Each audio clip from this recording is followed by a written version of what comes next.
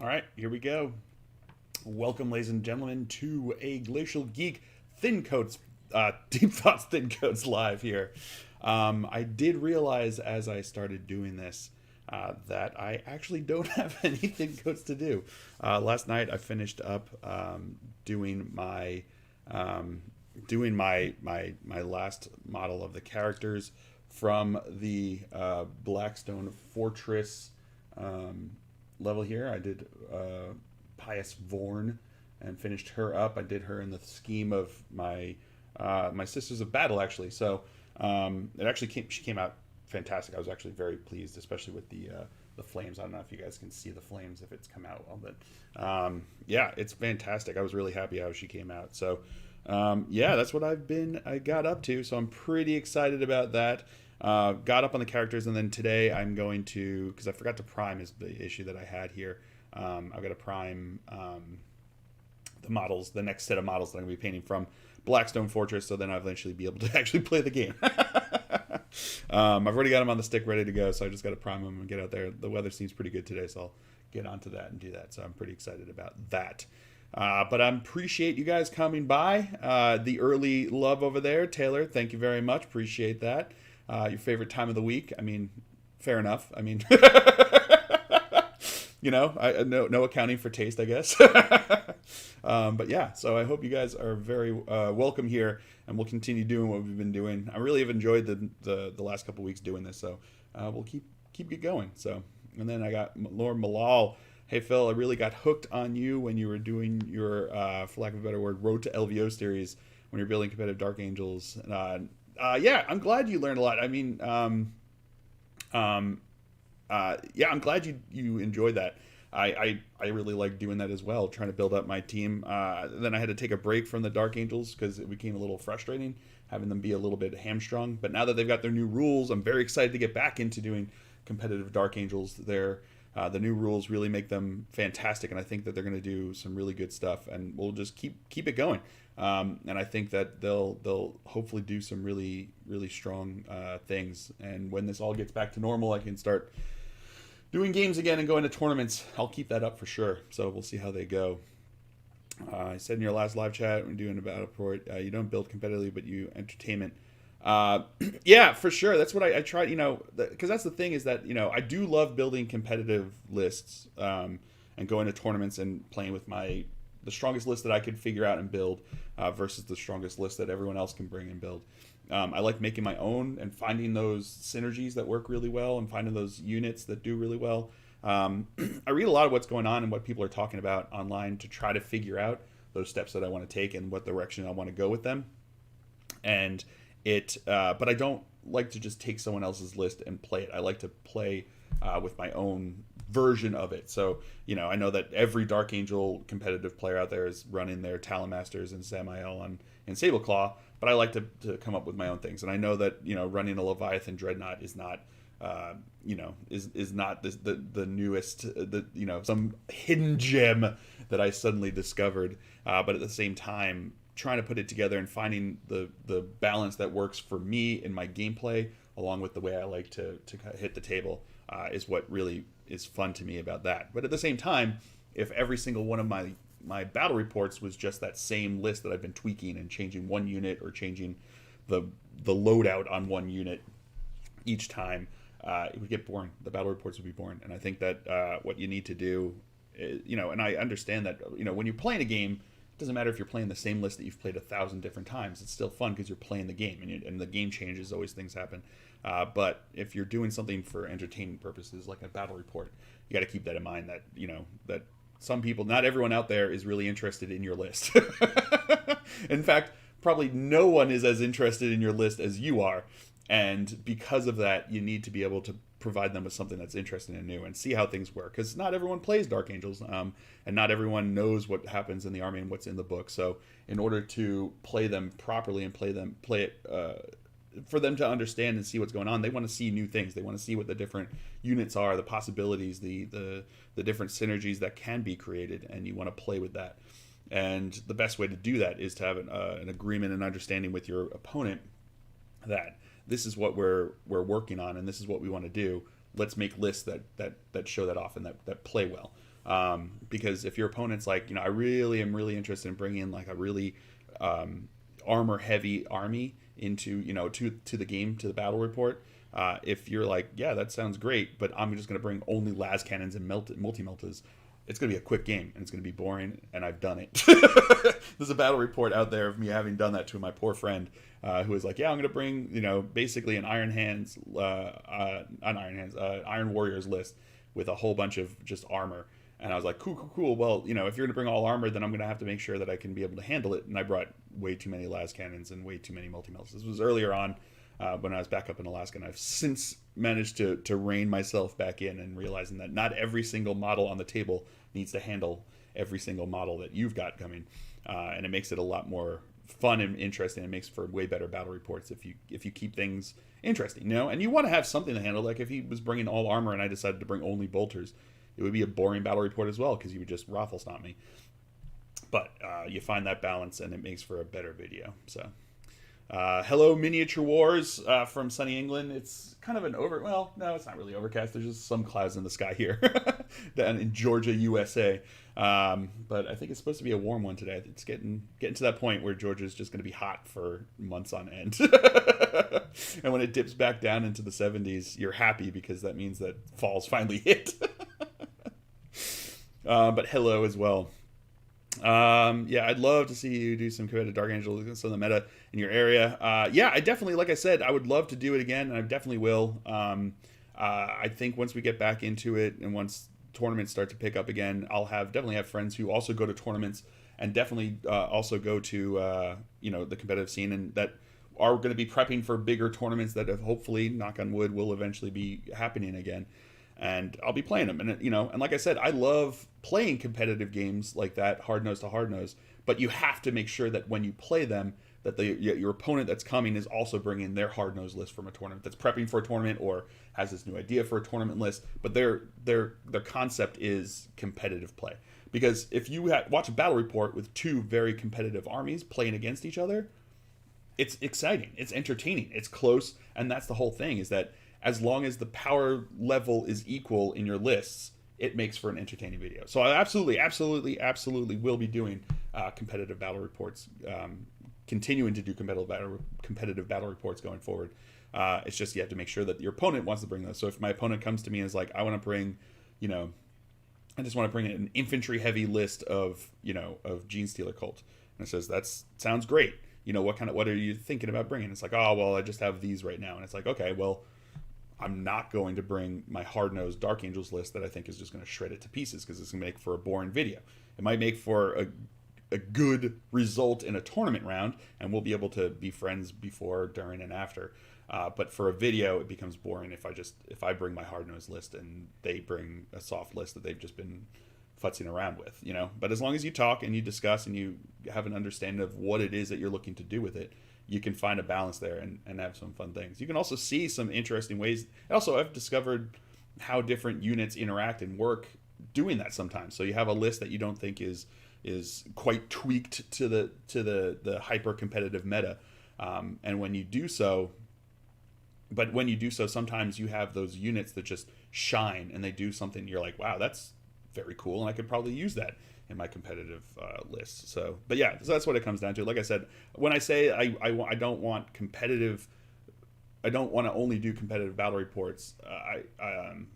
I want the actual game to be competitive. So the two lists should be competitive with each other, and that makes for an entertaining battle report. That makes for a fun time. That's the ones where I react more, because if it's rushed to one side or the other, there are far less woos and far less fill faces because there's not as much drama involved in what's going on. But if you're trying to just really punch it out and things are going well and those really good dice rolls come up, that woo's going to come. It's just going to come right out there. So the reality is that, like I said, you can have fun, entertaining, competitive battle reports with non-competitive lists, and you can have fun, entertaining battle reports with competitive lists. It doesn't make a difference. Any list isn't inherently bad for a battle report. All that matters is what you, how it pairs up with your opponent's list. So basically, what I'm looking for is I'd rather have if I'm going to bring a list that could be competing at LVO to win it, I want to have my opponent bring the list that's going to be at the top table as well at LVO that's going to be competing for it to make an entertaining and close battle report. And there's no accounting for dice. We could both throw down with a mirror match of the exact same list, the exact same units, and play it perfectly. And if our dice don't agree, the game could go one-sided. But you do all you can in developing lists and developing the game and talking with your opponent beforehand to make it all work. So that's where that comes from. So, and I'm glad I'm very happy to give that explanation because sometimes it's unless you're actually making the videos, it's hard to understand sometimes kind of what goes into it, because you look at it and you see how it goes, and I see how what videos are more engaging, which ones are what people enjoy more, and you see which ones get more comments, and oftentimes it's the ones that are close, because those are more fun, those are more entertaining to see. Because if at the end of turn one it's pretty much decided, it gets a little boring, and you don't want to sit through for another 4 turns after it to see that one person just wipe up the army and collect their points. But if it's coming down to that single dice roll on turn 7 on who's going to win this one, that's something you want to watch. It's just like anything. It's like any video, any movie that you want to watch, anything like that. If you've got a cliffhanger going towards the end, that's going to be entertaining to see. So, but yeah. So hello, thanks, Steve. I'm glad you enjoy my battle reports. I'm hoping to get back to doing them soon. Things are starting to ease up, and I'm hoping that Georgia didn't, because the problem is that while these other areas are opening up, the gaming areas are not, because it's hard to do a game and remain socially distant and do it appropriately in a way that's not going to put anyone in danger of spreading what's going on. So in order for me to do that, I'm going to need to it means that there's going to be a bit more time before I get to go in and actually record battle reports. And I'm hoping that with Georgia opening up as they did a little bit sooner than a lot of other places, I'm hoping that it doesn't cause it to go back into a lockdown and prolong the time that it takes me to be able to get back out there. So hopefully sooner than later, I will be able to record battle reports again and be able to make it into entertaining videos for you guys again, and get back at it, because I certainly want to. I feel that, I feel that itch real bad. Giovanni DiMaggio, hello, Phil. Based on your experience and with the rumors of possible 9th edition, what do you see being tweaked? What would you like to see changed? So I've heard a lot of rumors about 9th edition changing, and I've heard some crazy ones like them going to be changing the size of the board and all these different rumors that I'm not sure. I don't know how much how much weight to put towards them. I've heard lots of different changes that they've been talking about. My only thought is that GW at this point doesn't talk about this being 8th edition. They've always talked about different editions, but they don't talk about this being 8th edition. They talk about this being Warhammer. And they talk about over 40K, Warhammer 40K. That's what they talk about it. They don't talk about it as 40K 8th edition. They talk about it as 40K. And I think that with that in mind, that people are that they're going to try to keep this be the continuing and ongoing edition forward. And they might make tweaks. They've been doing that with FAQs. They've been doing that with rules changes and all the different things that they've been coming up with. I could see them coming out with a new rule book that kind of encapsulates all those different changes. I could see people saying it's a new edition that's coming out because of them solidifying all of those changes into something. I could also see them maybe simplifying some of the cover rules that they have going on. But I don't see them being, I certainly don't see it being a big shakeup like the change from 7th to 8th. I don't think they're looking to do that. I don't think they want to do that, because it took them a long time to get build up steam, getting back into 8th and getting it into a place that it feels pretty good, which I think it is at right now. And I don't think that they're looking to totally shake things up again and start from scratch. I think that would be counterproductive on their part, and I think they agree. I think that they're going to be looking to make something, maybe some minor changes.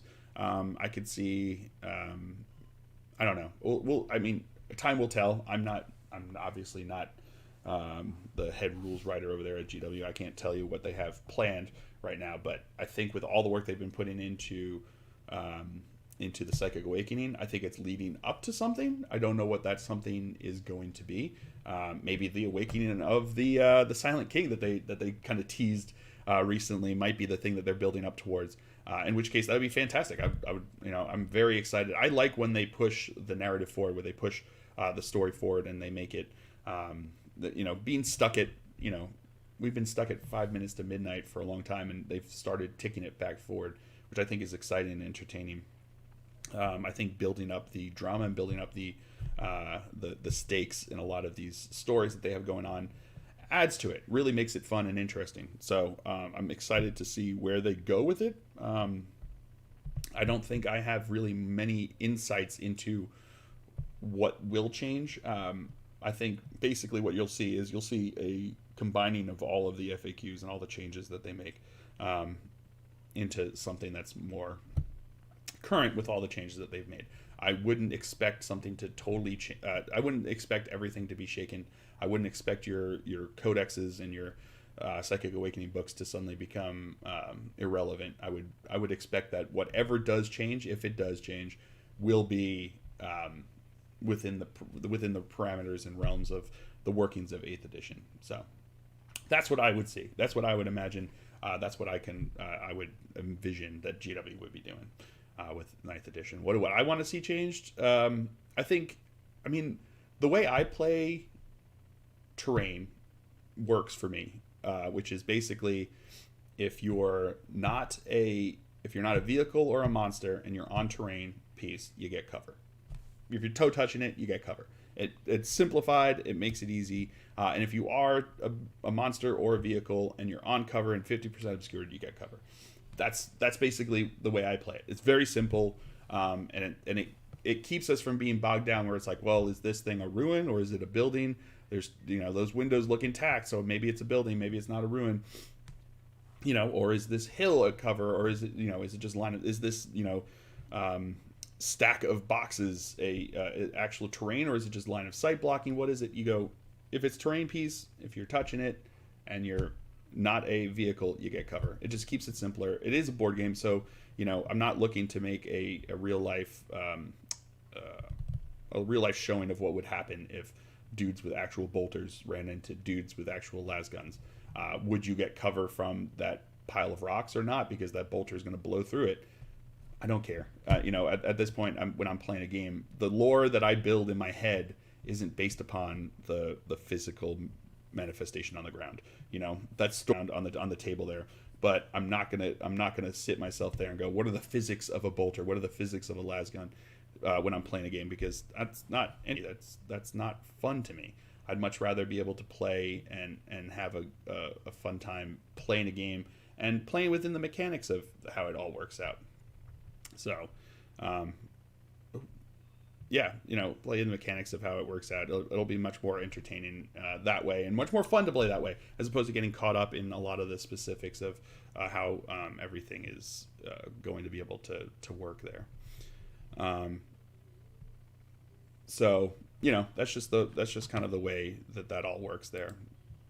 Then we've got, what else do we have going on here? Something's going on. All right. Alex G, what's up, Phil? Hey, I'm doing well. Hope you are too, hanging in there with everything that's going on. Miniature Wars, how's the lockdown going? They have started to ease things over here. Not enough to get games in. Yeah, same here. They've started to ease things. I'm a little concerned that they've started to ease them a bit too soon. I feel like it's one of those situations where it's like if we could just stick with the lockdown for a little bit longer, I feel like you cut down on a lot of the vectors that would allow us to then go out into a more normal existence with less fear and less trouble. And if we could do so, then we become a little bit more successful in our steps forward. Whereas I feel like if you start to open up too soon, you peak again, and then you end up back into a harsher lockdown for a longer period of time. And it's like one of those things where it's like if you just wait a little bit longer, you're going to be better. It's like when you're painting a model. If you're painting the model and you have to wait for the paint to dry, if you just wait a little bit longer for that paint to dry, you can then put on the second coat, or you can put on the next layer, or whatever it is. and not have a problem. But if you try to go at it too soon, you're going to smudge the lower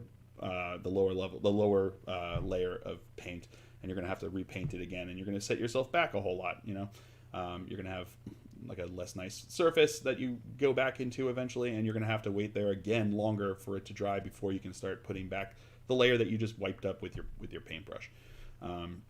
So if we can just wait just wait for COVID to dry before we move back out, I think we're going to be in a better place. Velgar, hey, how's it going, man? Fast Woo Attack. Happy and back one birthday. Oh yes, go enjoy your birthday party, man. Thank you for stopping and saying hi. Woo, indeed for you. But yeah, enjoy your birthday party, man. Or enjoy. So thanks again for everything. Clancy Murphy, what's up, Phil? Like I said, I'm doing well, chugging along. Trying to keep my these these characters from Blackstone Fortress were a lot harder, a lot more intricate to paint than I had expected. And they're basically all just, I guess it's not surprising. They're all just character models. So there's a lot of detail to them. There's a lot that goes into them. And it took me a lot longer to get these guys done than I had anticipated. So now I'm getting into the Gribblies, into the bad guys, and they're a lot less detailed, which I think should save me a lot of time in painting. Hopefully I can bang through them a lot faster, which would be nice. I am trying to figure out what to do with the basing, though, because the basing that GW did is really kind of cool, like the way they have like the looking like as a spaceship surface, but it's very smooth. And I like a fool just slotted them into their bases and glued them there. So I'm trying to figure out, because I could probably just do whatever basing and it wouldn't make a big difference. I don't think anyone's going to care, and I might just do it that way to match with what's going on. Make them all match together at least, and then just have them go that way. So I might just use something like that, use maybe extra granite or something like that, and just pop it on there and use that. But yeah, so I'm just trying to figure out the bases and going along. But that's basically what's up with me. Just been painting them and trying to chug along. So that's what we got going on. Lavarius, in this time, have you taken a stab at building your own terrain table setup Tuesday before a game starts to open up? Also, my Harlequin's got awesome. Yeah, I do have a folding table and I do have some terrain. The only problem is, I can't really do anything yet because my space in here is a little bit limited in how I could film with it. Now that I got the stuff when everything started to happen. I had a friend who very generously offered to lend me all his terrain and stuff like that. So he has two basically full tables of terrain. Kyle, my good friend Kyle, and he was super generous to be able to do that for me, and I really appreciate him doing that. But when I got back into the house, I have the one folding table that you've seen when I do my Deep Thoughts Thin Coats. You basically need a second folding table in a row, and I don't know if I have the space to do that and be able to have two players kind of going around the table. So we'll see. We'll see if what we can do with it. Hopefully I can get it. We can get something going. Maybe if the weather holds up nice, I can go outside, but that might be tough. I don't know. We'll see. We'll see what we can do, what we can pull together. Depending upon how things start settling out, and before the gaming store opens and stuff like that. I know places like Tabletop Tactics, they had basically just had Bones move in with Lawrence, so they could keep filming at their in-house studio there.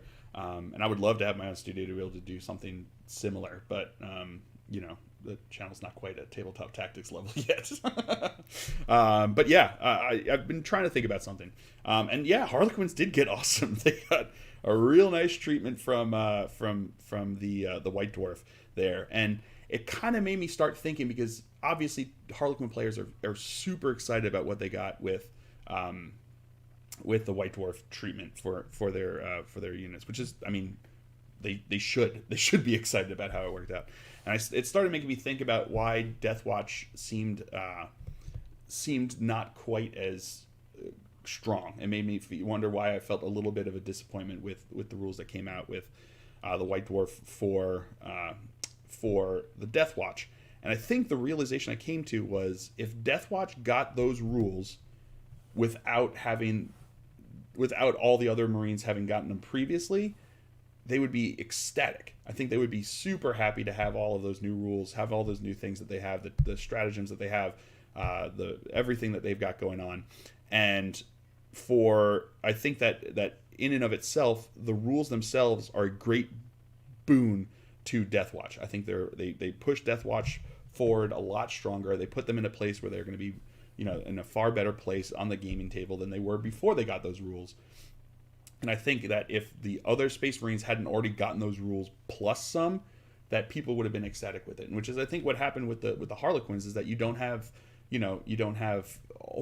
ultra Harlequins and Raven Harlequins and Iron Harlequins and Dark Harlequins and Blood Harlequins to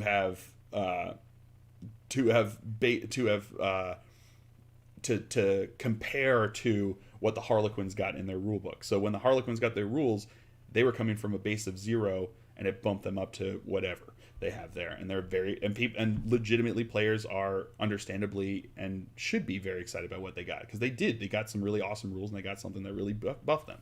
And I think Deathwatch, if you just look at them at Deathwatch way they were before the rules that came in the White Dwarf compared to the Deathwatch after the rules from White Dwarf, they got a serious boost. They got a real bump up boost.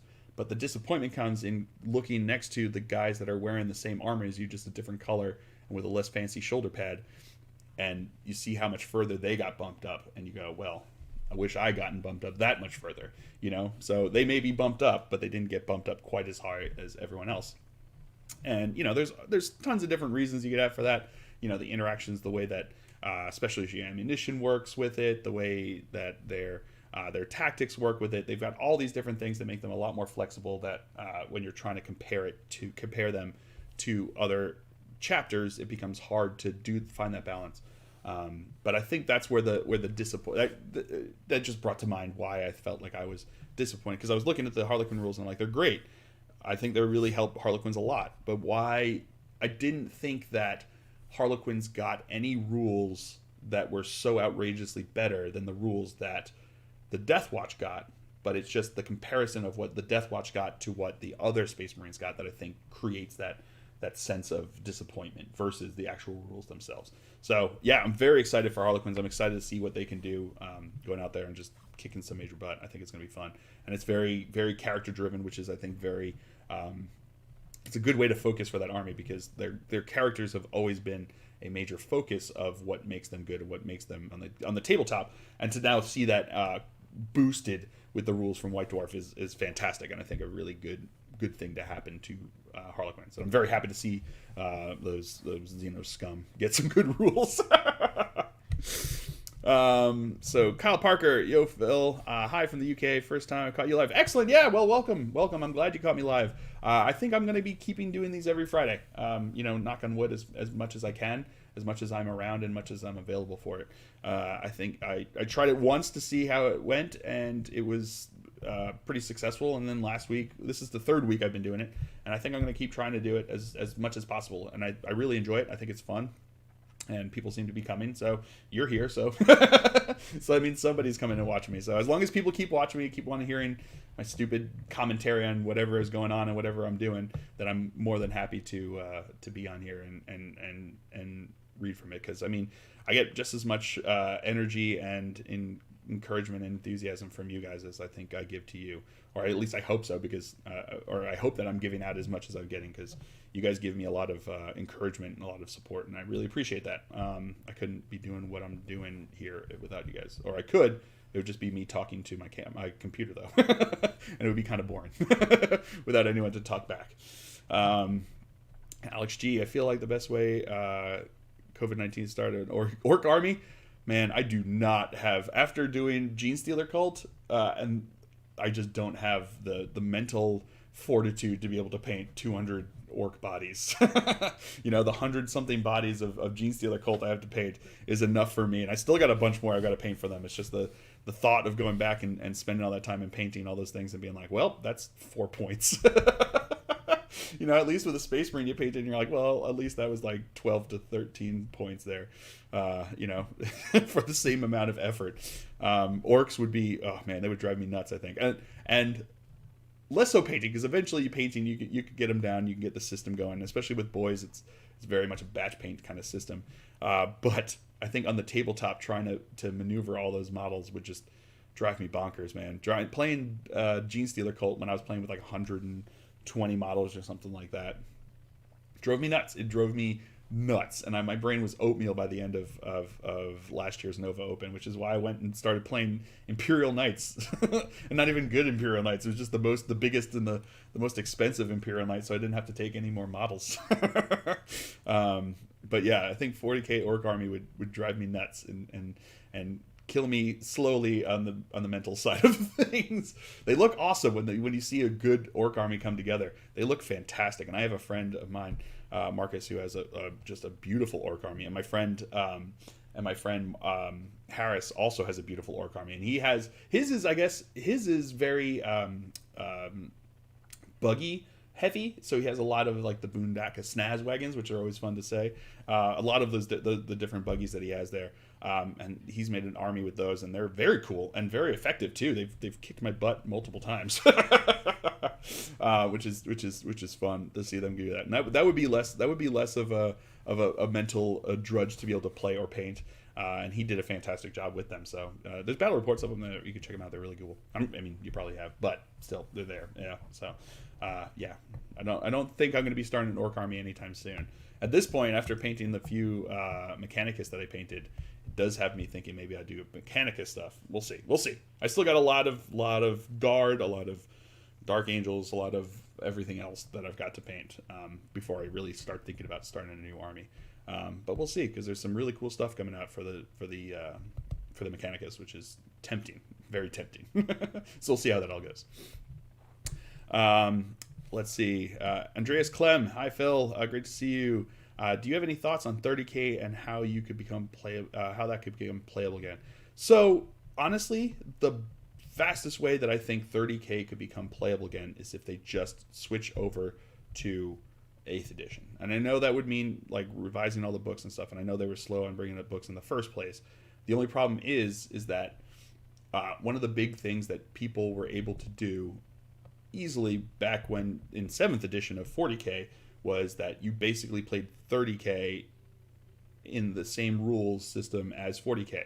So when you see that all the rules that were going there, you know the rules, you know what's happening with them, and you knew what it was. It was easy to bump back and forth. Now that there's 8th edition and it's bringing in a lot of new players playing 8th edition, for them to get into 30k, they would have to learn 7th edition all over again. They can't just play with the rules that they're learning to play already. They have to learn a whole new system to play. So it's almost like playing a completely different game. As much as it's almost like a different skin on 40k, it's now very much a different game at this point. And because of that, you're going to have people. There's always going to be people coming and going from a system.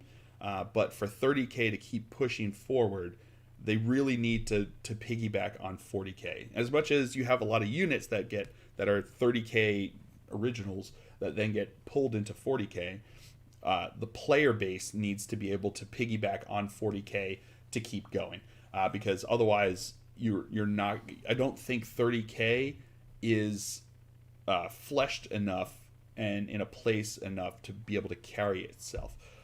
Because a lot of it is more expensive, especially if you want to try to make things that are very specifically that are designed to be 30k. You know, you're talking about a lot of Forge World resin. You're talking about a lot of Forge World options that it's more expensive to be able to play the game. So innately you already have a smaller player base because of that. And if you want to get people that could afford it to play it, you really need to be able to pull in the fact that they could play 40k and 30k. That's the big pull for Kill Team, I think. Honestly, the game system is fun. I enjoyed a lot. I don't know if I would play Kill Team if I couldn't just use my models from 40k. I think the biggest thing that it has going from it is the ease of piggybacking off of the models and everything that you've got going with them into it. So I think that's the best way to go with it, is if you can have the same system so that people can learn the rules, learn the system in the same way for 40k as for 30k, you're going to have a bigger pool of players that pull from to try to convince to do 30k. And in order for that to happen, I mean, they would have to change. But then again, you'd have to change all the rules, and they've taken a long time coming out with them.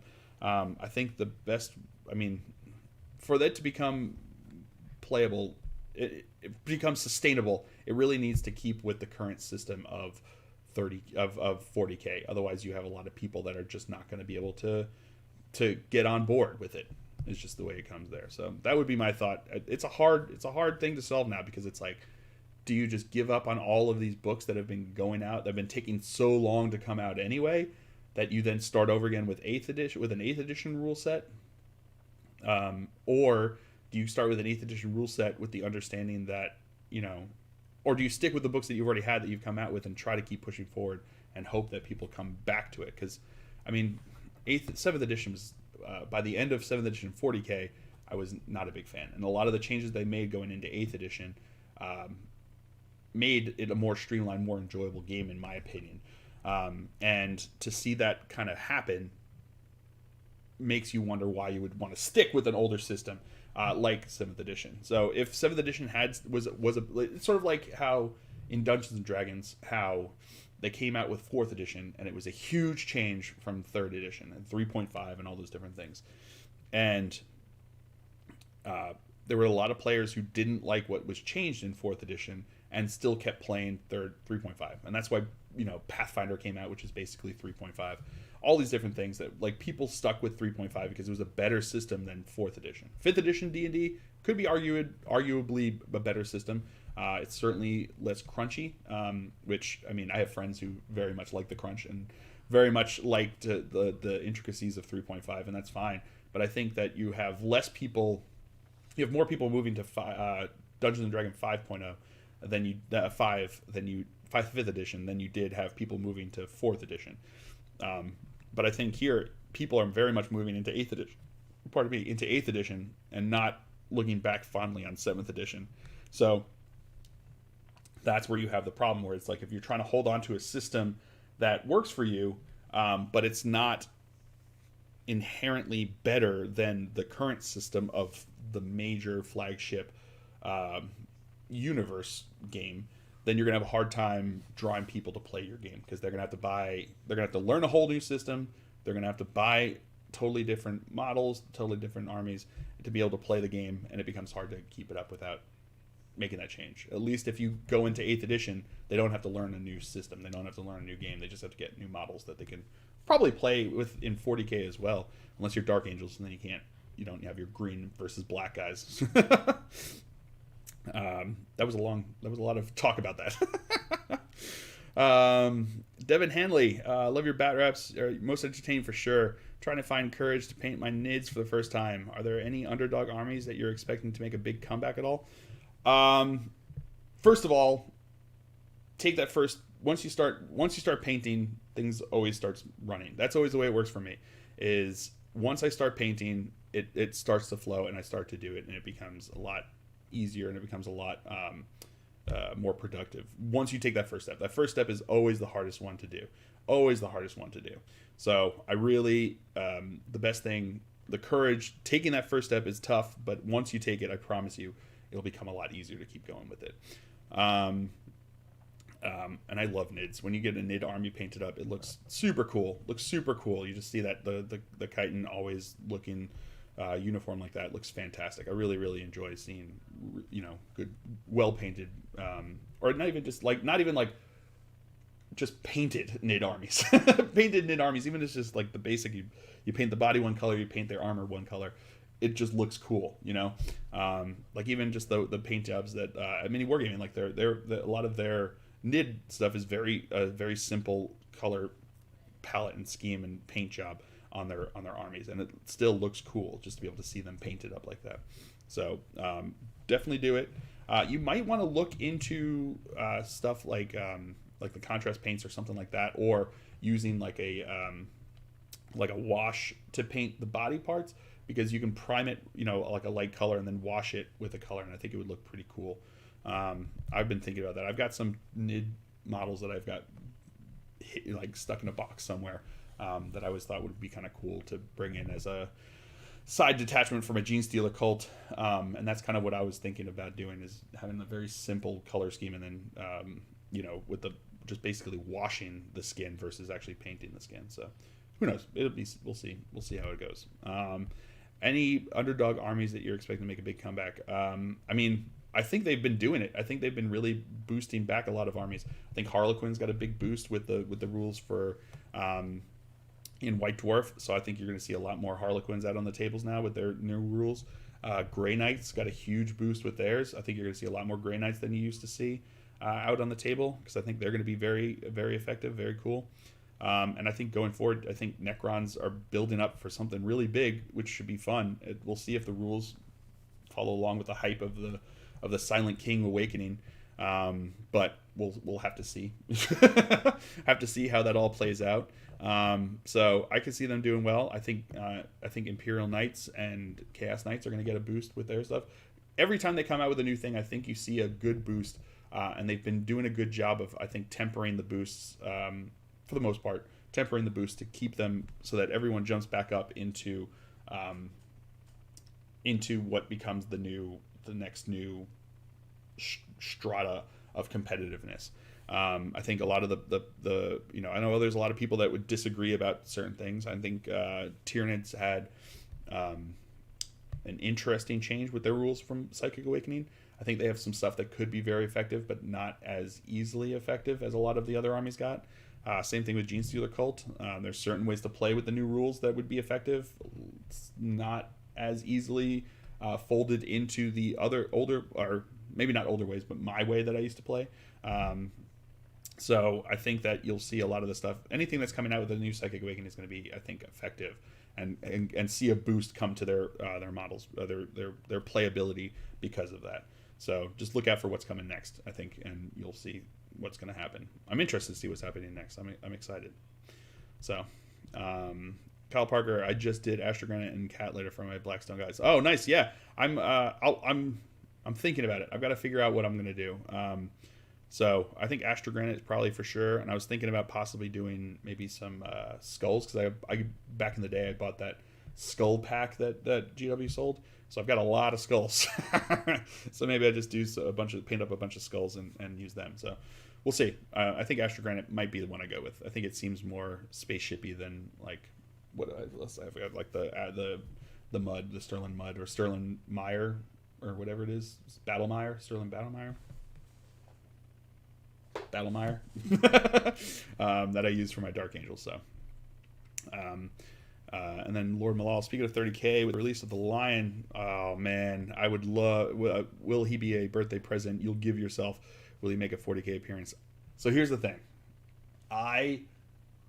The single model that I want to see in 40K come out is the Lion. I want it so bad.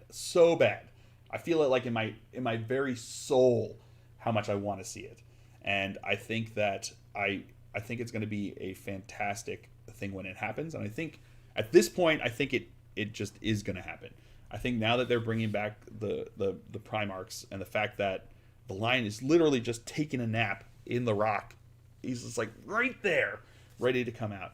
And I think that that's going to be a fantastic thing when it happens. The 30K model looks gorgeous. And I mean, that whole series that they've had, all of their... I love the series that they've had with the Primarchs, the Primarch series that they have for 30K. They always look fantastic and amazing. I don't know if I'm going to get it, just because I don't play 30K, and he doesn't really have rules for 40K. But I am just waiting for the 40K model to come out, and I promise you that I will buy that thing so fast your head's going to spin.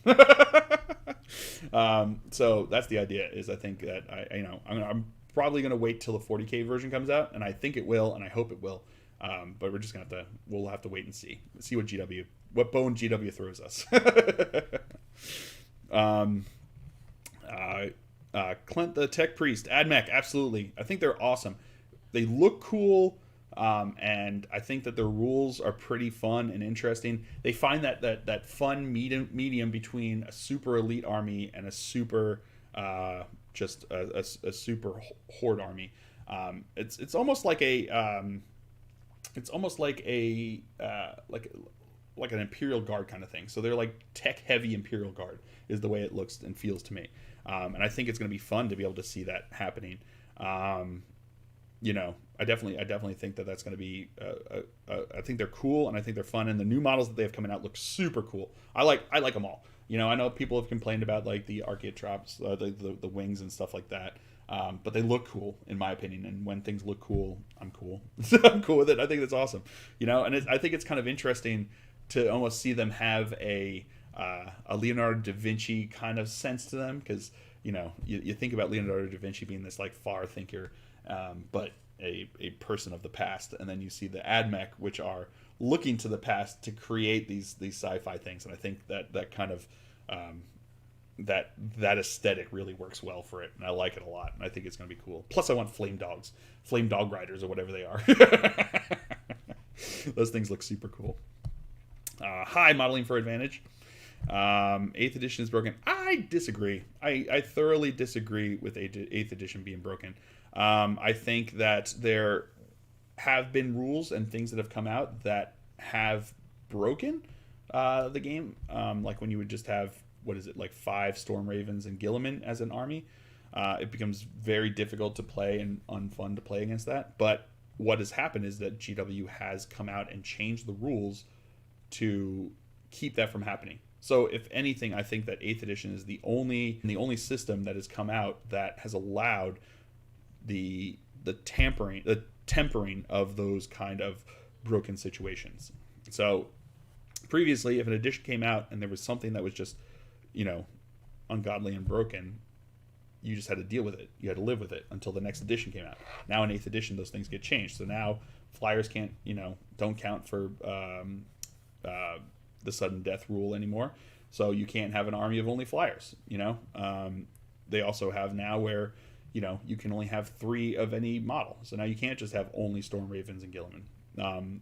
And they have all those different things. Flyers can't hold objectives. So now you have to have ground troops, otherwise you're going to lose it. And that creates this balancing of the system, more so than I think any other system. Sure, certain things come out, but they seem to be pretty good at jumping on it and fixing it. So like when the rules for a lot of the new Space Marines were coming out, there were certain things that became the way they got combined, and you combined 30 different rules together, created a situation that was very difficult to deal with, very difficult to handle.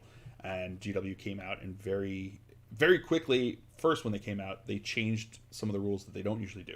So the first FAQ that usually comes out after the publication is not meant to change the rules. It's just meant to clarify, and it's meant to fix any kind of issues that were with the actual rules, with the actual publication.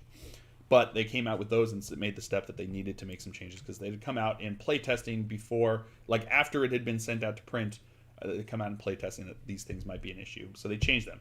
And then they changed them again to temper them down. And now I think Space Marines of any flavor are good. They're not broken, to be honest. I think they're very good. I think you'll see a lot of them out there because they are good.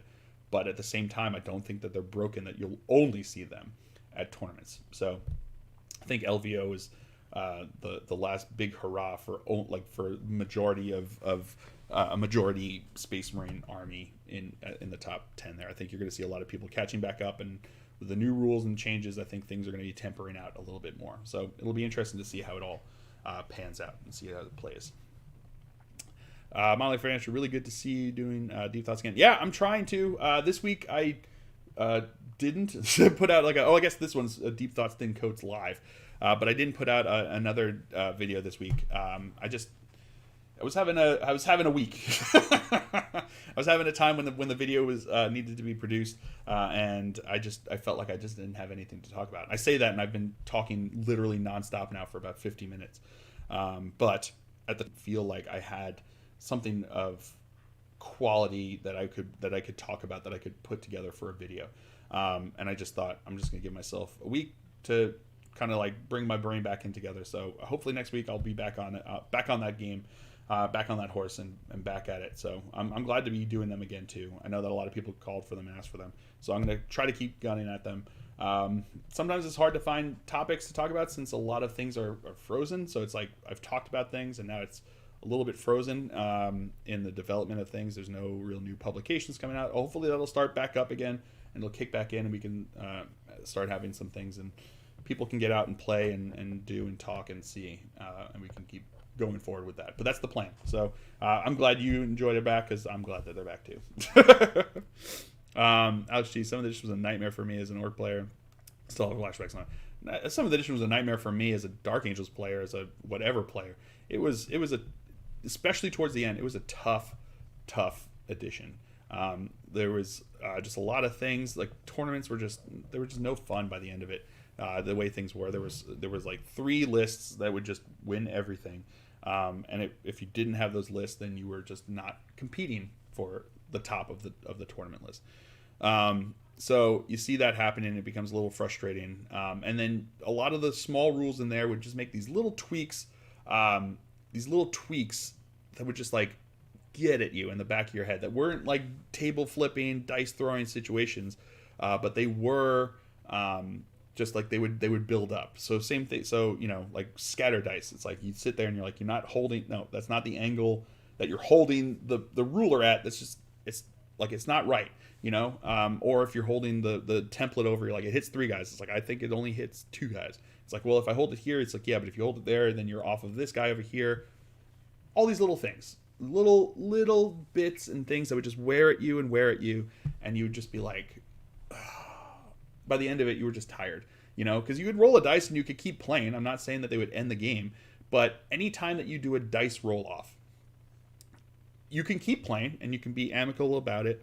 And there could be there are plenty of 50-50 situations that are easily dice roll off, where you sit there and you're like, I don't know. And your opponent says, I don't know. So you roll it off and you get whatever happens that way. But there were a lot of situations in 40K, in 7th edition, when you would have to roll a dice off to see what happens with it. And but with it, someone always felt like they got what was right, and someone always felt like they didn't get what was right. And that leaves a sour taste in your mouth after that happens 30 times in a game. There's only so many times that you can dice off and still remain positive about what's occurring on the table. And that's what 7th edition always did to me. And I think 8th edition like filed off a lot of those burrs, those rules that would just like catch a lot. And the way they do deep striking now is, you don't have those moments where you could just like, hero drop right in the middle of his army and just stick that dice roll, which was always fun. But you also don't have your squad of Terminators skewing off 11 inches to the right, and one guy can't be placed, and then roll that one, and that whole unit's dead now. And it's like, I dropped him in the middle of a field, but because it went 11 inches, this one guy couldn't be placed, and now I just lose the whole unit. It seemed frustrating. It was frustrating. I won a game in a tournament once because of that. Lysander and a 10-man squad of Hammer Shield Terminators dropped down in the middle of a field. Like, there was a big open space, and he scattered 11 or 12 inches to the side, and one guy couldn't be placed, so he rolled for, the mishap and rolled that one. And all of a sudden, it's like, Lysander, I got Slay the Warlord, first strike, first blood, and a 10-man squad of Terminators, Thunderhammer's Terminators, just gone in the game. And it's like, that's not fun to win it. I won it. It wasn't fun. I didn't enjoy the fact that I won it because it seemed like it was a bad time, So, yeah, 7th edition was a nightmare for me as well. So I'm glad to be onto 8th edition. Eiley, do you play any other GW titles? I played Kill Team, and I'm now trying to pick up Blackstone Fortress. But I don't do AOS. There are some fantastic models in AOS, and I've always been sorely tempted to do AOS. I just don't have the ability to keep up with being able to do, because all like the lion's share of my free time, lion's share of my gaming time, my entertaining time is making videos for the channel. Well, when things are back up and running, I'm putting out 2 battle reports a week, so I have to be filming 2 videos a week minimum games. I can film 1 week, film a lot more, so if I had to go somewhere to do something, I can get a backup. But at the same time, I don't have a lot of time to just play games for fun. So if I was to do AOS, it would have to be able to be something for the channel, and I just don't have the ability to have the variety that I would need to keep doing that. So I could go out and buy and build and paint a 2,000 point AOS army, but that's good for 1 battle report. I don't have the variety that I would need to be able to keep it going and keep shooting. So even if I just had one army that had a bunch of units, it would be hard for me to get even that started up.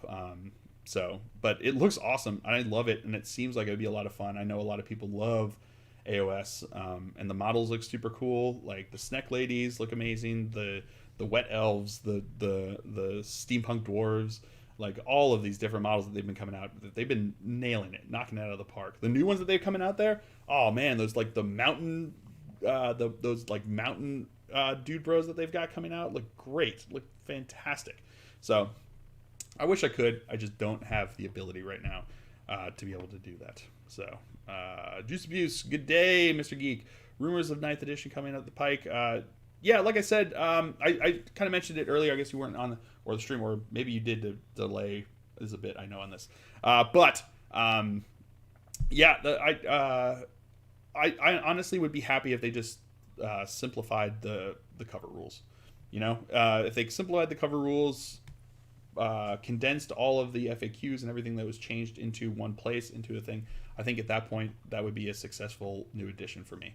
You know, I don't want to see them change the. I want what they've been putting out for 8th edition, the codexes and the you know path the Psychic Awakening books, to be usable. I don't think they're going to be a shakeup like they did from 7th to 8th. Even if they are going to come out with a 9th edition, I think you're going to see basically like an 8.5, sort of how 7th was almost like a 6.5 kind of thing.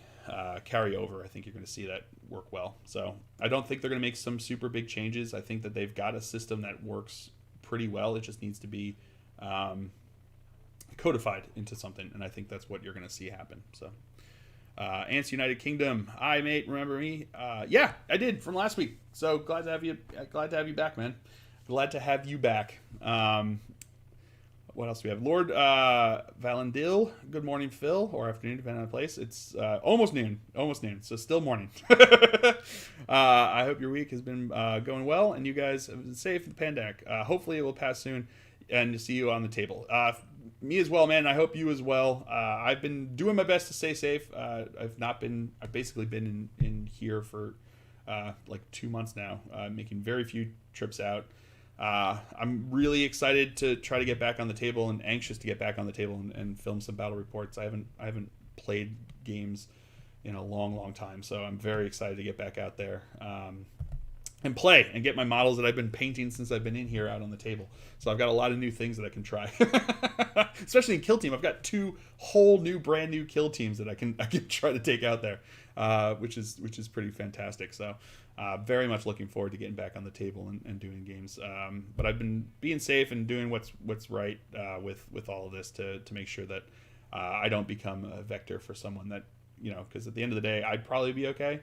But I mean, with the dice roll, you know how well I roll dice, so maybe I don't want to be rolling dice with with my health. But odds are I would be okay. But you know, who knows who I would come in contact with that might not be. So I'd rather stick here and be annoyed and frustrated that I can't play a game than unknowingly or knowingly unknowingly pass it on to someone who that ends up hurting them dearly. So yeah. But you're right. I'm trying to make it through, and hopefully when this is all over, I'll hit the tables again, because I'm very looking forward to that. Giovanni DiMaggio, my friend and I came to the conclusion that AdMag units vary because all the designers are winners from science fairs from all over Mars. That's why they all look different. Yeah, I think so. I think basically it is. I think it's that a tech priest digs a hole on a different planet, finds one little widget, and goes, you know what? I'm going to make a whole new army with this. And then the rest of the AdMech's like, okay, that sounds good. We'll use those too, because you don't want to. Information is key, and it cannot be destroyed, and must be sent out into the universe to give praise to the Omnissiah. And then someone else finds another widget and makes a whole new thing, and then they put that out there. You're right. So it's as they find these new science fairs and they go there. So I guess we'll be looking for the baking soda and vinegar volcano unit coming out soon. I think that would be fun. Nice terrain piece there. That's what they have. Instead of the frag drill or the mech shop, they could have a baking soda and vinegar volcano that you place in the middle of the table, and anything that it touches is dead or takes D through mortal wounds. Oh man. Tale of a wargamer in Denmark. Hope for some love for knights and custodes, and I mean custodes with sisters. Yeah, absolutely. I think so. I think they've got big chance of coming out looking pretty awesome. The Talons of the Emperor, I think the fact that they're calling them the Talons of the Emperor is cool, because I think they're basically going to just combine the Custodes and like the Sisters of Silence and who knows what else into like one force. So sort of like how they combined. Remember when Admech and Skitarii were technically separate but could ally? I think now what they're going to do is they're just going to have them together as just Adeptus Mechanicus, which I think is going to be fun. Or they're just going to have the Talons of the Emperor, which is going to be fun. And I think they're going to be super cool. Excited to see them. Them golden boys are always fun to see on the table. They always look super cool. And Knights, man, I'm looking for a Knight. I really want to see some Knights do well. I've got my Knight household that I've got there. And my brother bought me the Canis Rex model, so I've got to build that and paint that up and get those out there. So, yeah, my little Knight household that I've got going on, I'm excited to see them get some new rules and do some awesome things. Yeah, I really hope they're going to do well as well. LQ. Sup Phil, I just started collecting custodians. I don't want to jetpack nor tank spam. Any advice? I do have interest in being adding the Loyal 32, but from Krieg. Advise, please. Well, my friend Jason actually brought them to a battle report with custodes, and basically a force with the Krieg that he had going out there. Looks super cool. The Krieg are always super cool, and custodes always look super cool. I think the army is going to look fantastic. If you're looking for competitive play, you might want to look into the tanks. But if you're just looking for to have fun with them, then do what is fun for you, man. You know, have a couple troop choices so that you can have, you have the core of an army going there, and then just pick up whatever models look interesting to you. You know, Telemon looks awesome. I got punched to death really bad by by a there's a custodes dreadnought that has like these fists that drops down, or that can deep strike, and you can use this one of the relics that allows you to deep strike them within 3 inches and outside of 3 inches of one of their characters, and it does really cool stuff. So I think he looked super cool and did really good things. So highly suggest going with that one. Ants United Kingdom. I was watching a stream and someone said that using a codex is easier than data cards, and then I looked at my data cards and said, I still love you. Yeah, I think that, I like both. I have had, sometimes when I'm like searching through my deck of stratagems for the cards, it becomes, so here's the way I see it.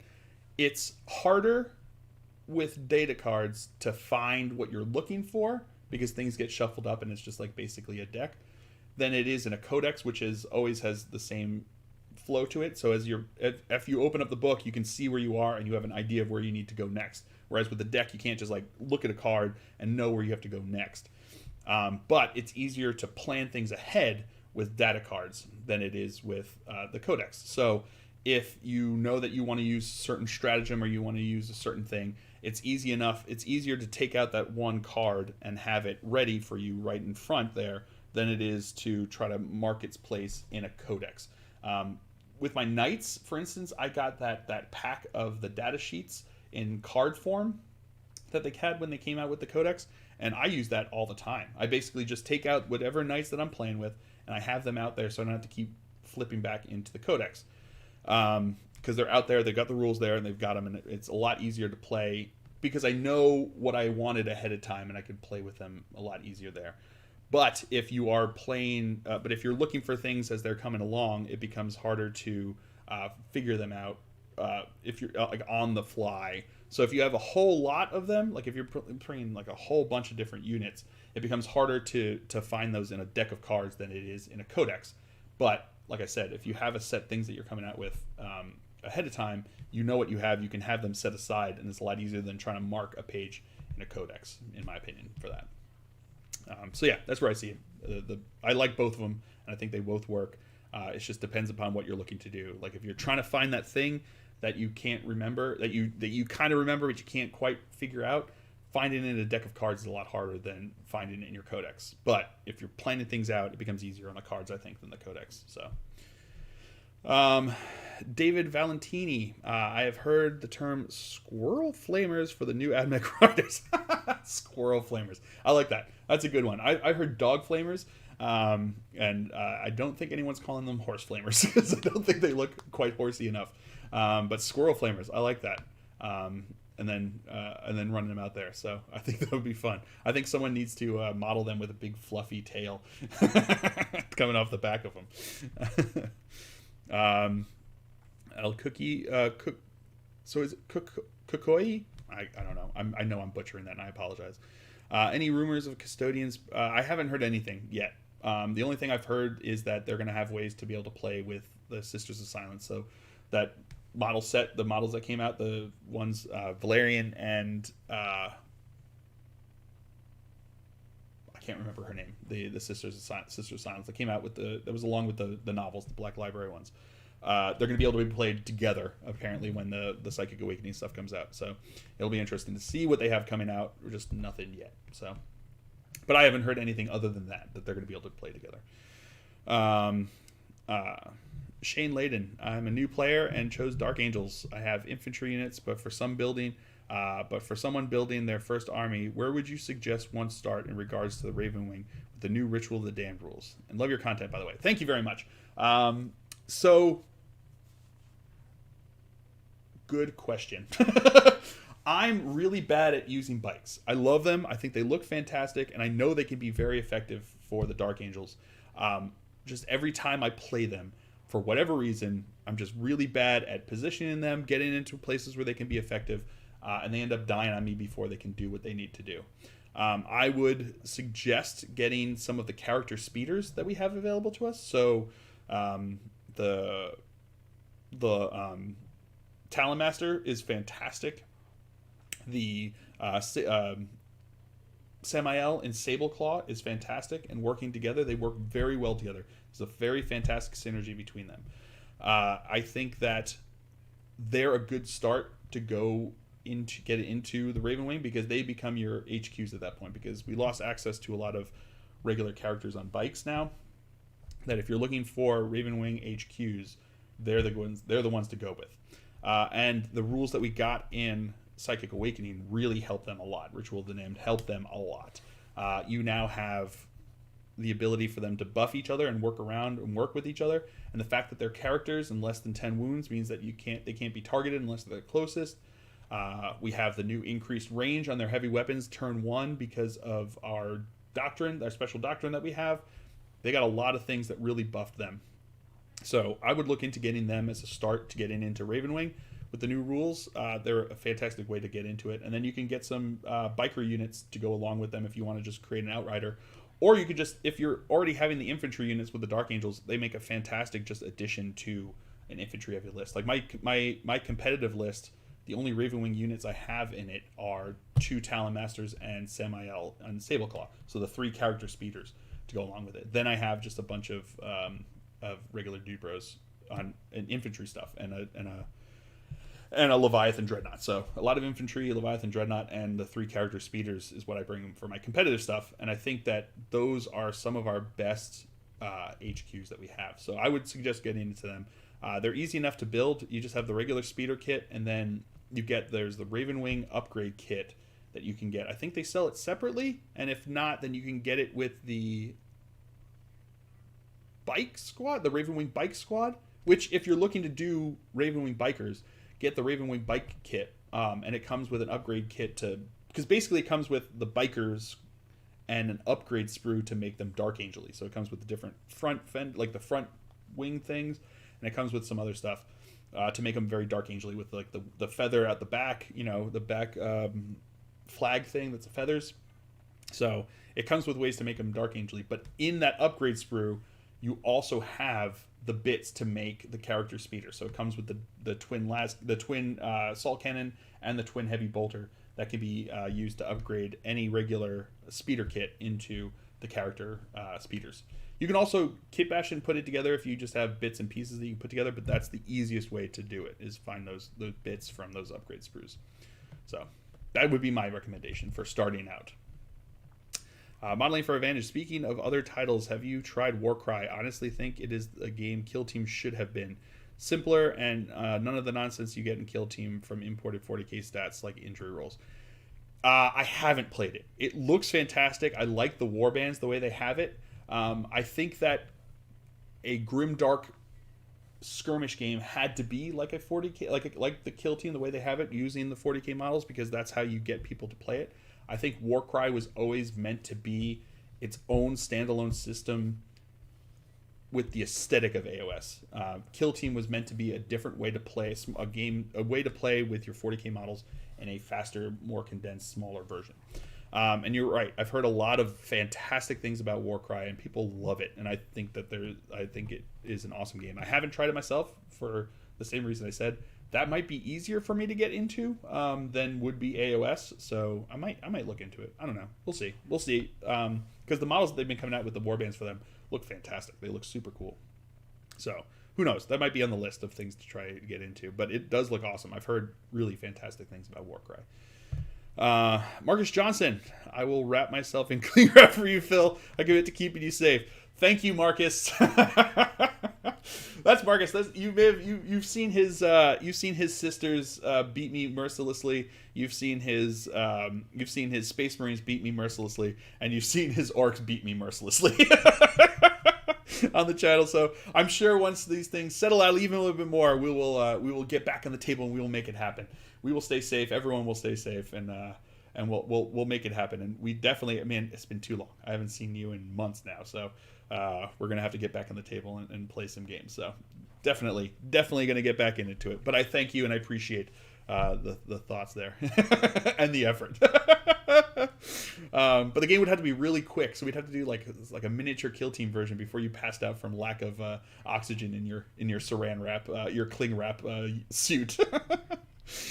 El Cookie, any advice for Custodian, Soup, and Krieg? I don't want to spam bikes though. I like infantry armies. Yeah, like I said, my friend Jason in one of our battle reports did a Krieg and Custodes army that he brought forth, and then he's just been building out his Custodes since there. He does a lot of so he does a very infantry heavy Custodes as well. I don't think he has the bikers either. But he does some of the regular Guardians, and he also has some of the other Forge World ones that they have with the Melta Lances, which is kind of cool. They're kind of a cool extra little punch that you have for taking care of armor. The Krieg always look cool. They've got some really interesting units, like their engineering units and things like that would be fantastic to run with. The only issue with Krieg is that they don't really have any rules that really help vehicles. But what you could do is you can paint up tanks to be like your Krieg, whatever color scheme you go with your Krieg. You can make Krieg tanks, paint your tanks that color so that they work with your army scheme, and then just use like some of the make your own chapter rules from Psychic Awakening to make with them. That was in the Greater Good. The Greater Good, I think, has double check on that. Because I know it's right over there, but I'm not going to get up to go get it because it's actually underneath out of reach, underneath the tripod and everything. Whatever.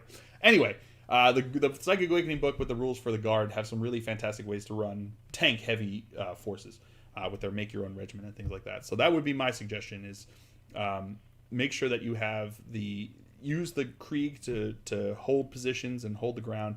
Have some vehicles and artillery and stuff to back them up, and then use the Custodes as like a forward punch. They can deep strike in, grab other objectives, and keep pushing the fight forward with them there. That would be my suggestion. I would recommend doing that. Debris, late to the party, but I'm here. Welcome then. Welcome. I know it's I'm glad you made it. Glad you made it. That's about all I've got. I don't know what else to say about that. But yeah, glad you made it. Not too late. Hopefully, I mean, at this point, I think if you've written that when it came up, then I've been blathering along for enough to make up for any time that you lost. Ants United Kingdom. What is the 6s to hit rule for Imperial Fist? Because my dad, the Dark Angels player, doesn't believe me. I can't remember, and it's underneath. Yeah, it's all the way back there. I can't get it right now, but I think it's probably easy enough to figure out. They have it. It's in the supplement in their rules there. I don't think it's changed anything from there. But yeah, I know Imperial Fists are a pain in the butt to handle. Doing all the nasty that they do, they made out pretty well with the adjustments that came with the that have been made to the Space Marines, the FAQs and stuff like that. They did pretty well. They made it out well enough versus some of the other ones. Like Iron Hands got hit pretty hard. Raven Guard got hit pretty hard. Dark Angels unfortunately got hit pretty hard, even though they weren't the intended target. Just got some of the blowback from everything that was going on there. Ants United Kingdom as well. The last week when he said, "I hope my dad kicks your butt." Well, I could say, "Oh no." Oh man, I didn't wish you. I didn't wish you ill will. I just wished your dad goodwill. So sorry that he beat you mercilessly. Hopefully you'll win a game to keep it going. But at the end of the day, I am a Dark Angel player. Lord Valendil, what do you think of starting off the return of Isolation with a big 4-player free-for-all or something? I know a few channels like Winter's SEO have the free-for-all are the most entertaining. So I did a big 4-player, like 11,000 point game a couple of years ago, back when I was still up in Alaska, and we filmed it, and it took like 11 hours to film, because the problem is when you're filming it, it's not the same thing as when you're just playing like an apocalypse game or whatever. You can just keep doing what you're doing, and it goes through whatever it's doing.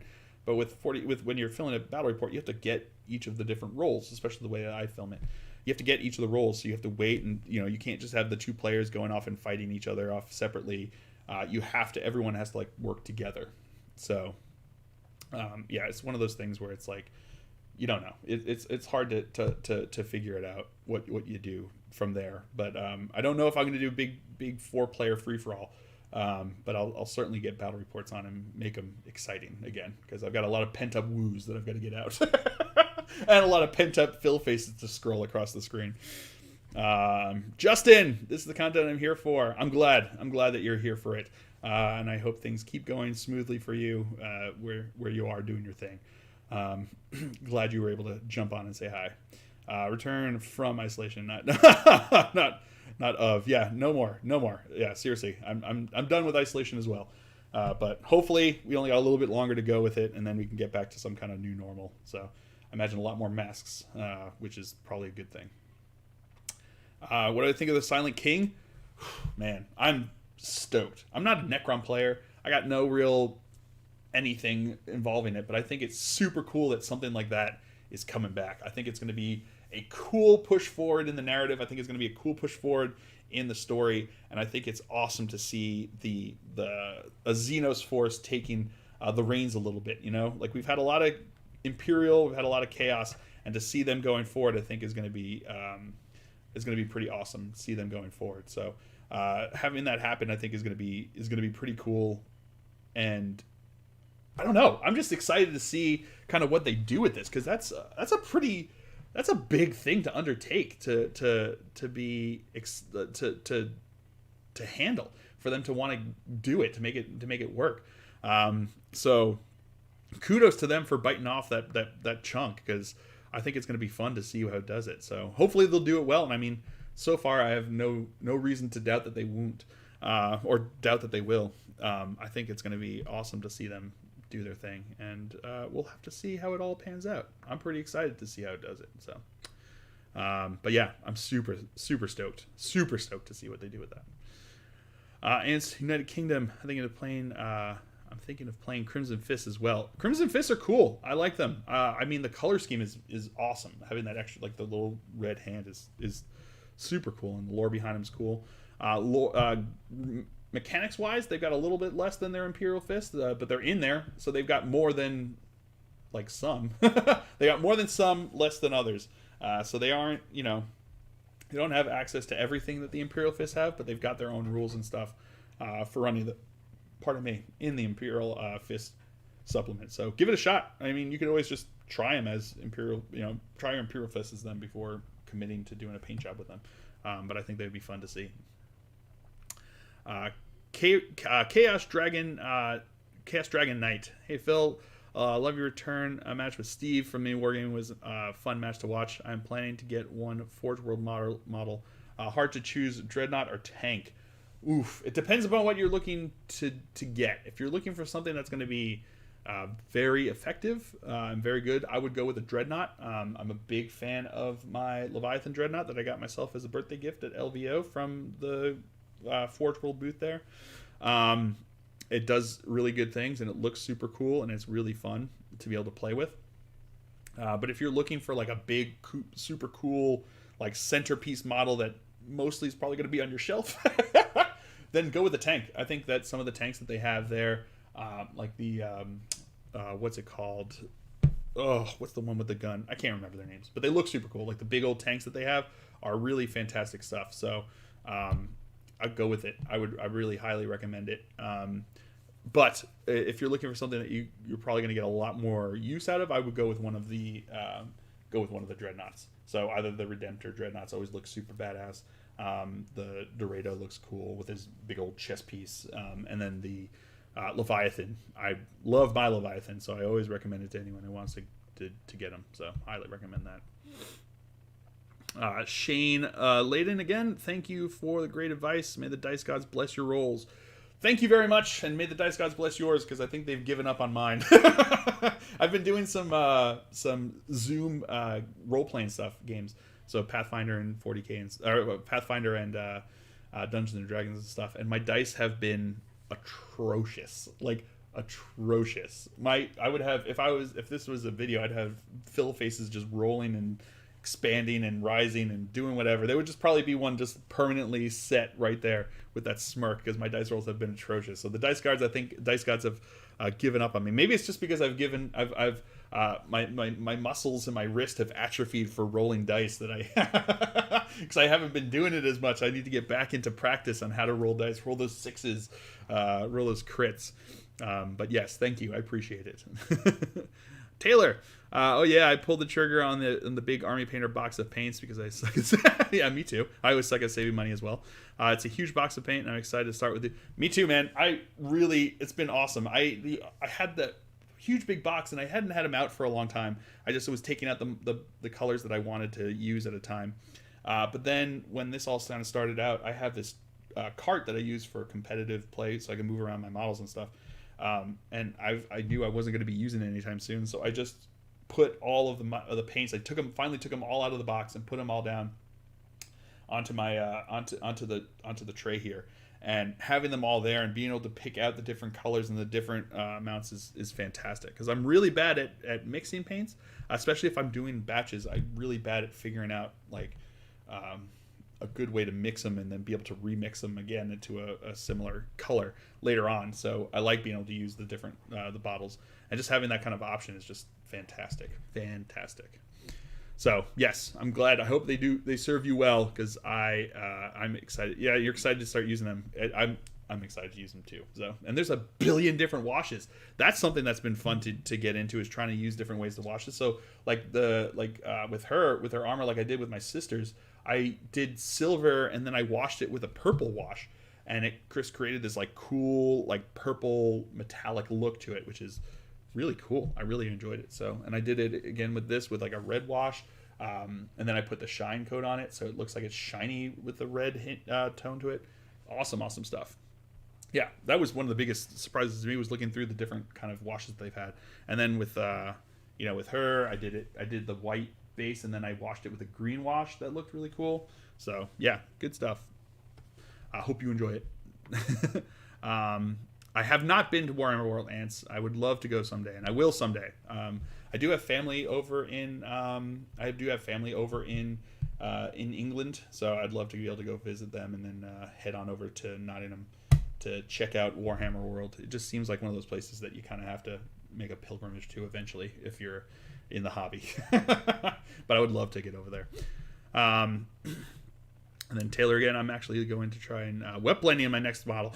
Yeah, man, Infinity Seraph. You've been knocking them out with those Infinity models you've been posting. Look fantastic. So give it a shot, man. I don't quite have the wherewithal for wet blending. The most I did kind of a wet blend with this, which is basically I did an undercoat and then I just like blended up the yellows, so it just kind of went into the orange, which I guess is kind of like a wet blend, but not really because I wasn't bringing the oranges back down. I just was bringing the yellows up into the orange there. So it looked pretty good. It came out pretty good. So I'm sure you're going to be able to do a lot better job. Hey Phil, it's Sar Luther. Just wondering, have you read the new Dark Angels book, Lord of the First, and what do you think of it? I haven't. I haven't been able to. I haven't really. I think that's a 40K one, right? That's the. Is that the one with the lion? I'm not sure. I mostly what I read is 40K novels. So I haven't read any of the Dark Angels 30K stuff. The only 30K novel that I've read was I listened to the audiobook for the first one because it came in like the Humble bundle that they had of audiobooks, and I listened to that, and it was fantastic. I really liked it.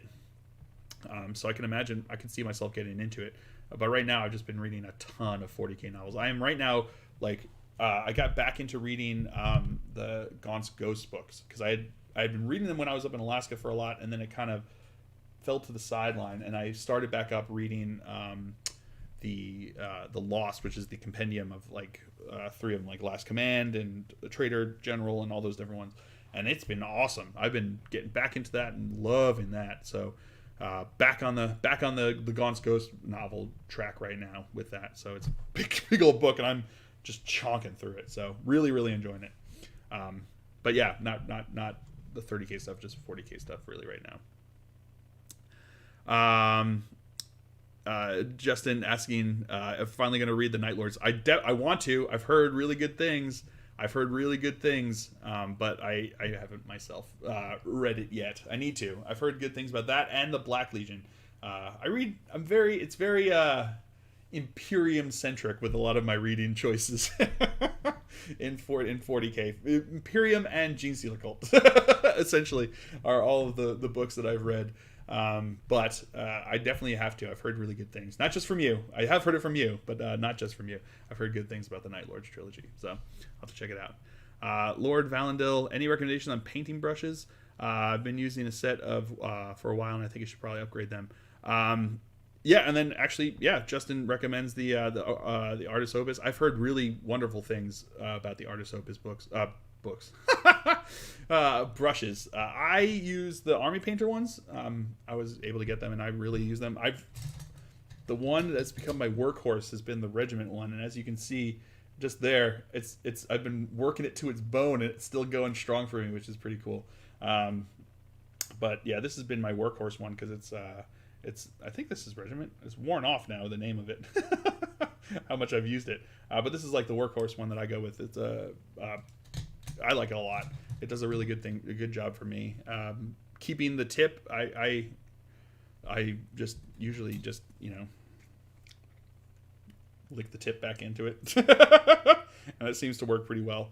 I haven't really had much of a problem with with their brushes. They do have, it does take a little bit to get used to the triangle handle. At first it was a little bit hard for me to get used to it, but I like it now. Now it's kind of the way my hand fits to them. So I do recommend them, but I have heard really good things, like Justin said, about the Artis Opus brushes. So if you really want to upgrade more so, that would probably be the way to go. Tilandis, thanks, Phil. My pleasure, man. I'm always happy to help. So sorry, like I said, sorry I haven't read it yet, but maybe I will. Maybe I'll get back into those. But yeah, highly recommend 40K reading though, because that's what I love to do. I love the Black Library. I think they've got some really fantastic stories, and especially if you approach all of them with an understanding that you are ready to read a book. You're to be entertained by the book. You know what I mean?